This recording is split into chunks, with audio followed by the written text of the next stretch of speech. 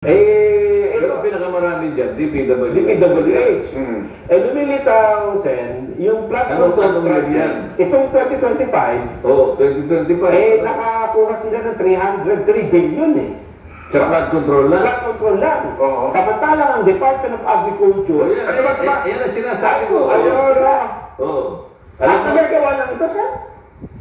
kaya lang yan. O, tingnan mo. Dyan, hindi ko lang naipakita. Merong minota dyan sa ilalim ng litrato na yan. Ayan, reprop yan eh. Oo. O ilog daw sa kabila. Ilog yan. Para ngayon, hindi lalagpas ang tubig. di ba? Opo. Alam mo nakalagay na minota dyan sa litrato na yan? Opo. 80% lupa, sabi niya. Okay. 15% semento. Opo. 5% bakal. Okay. Equals pera. Naku po. Yan ang nakano Oo dyan. nga. Hindi lang nakuha mismo dun sa litrato kasi putol eh. Tingnan mo naman, nasaan ang bakal dyan? Tapos yung loob niya wala namang laman, ano? Wala pang tubig lang eh. Oo. O ngayon po, magpapaliwanag po ba tayo kung bakit nawala po lahat? Oo. Ayun, kitang-kita nyo. Yan ang flood control project.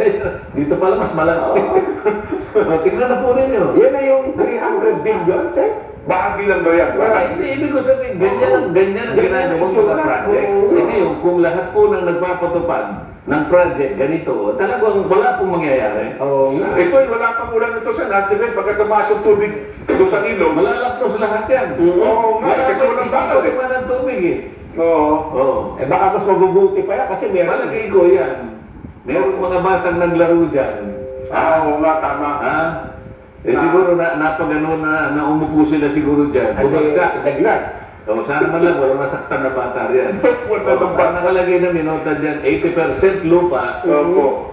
15% semento, Oo. 5% bakal, equals pera. Pera. Malaking pera na talaga yan. So, yan.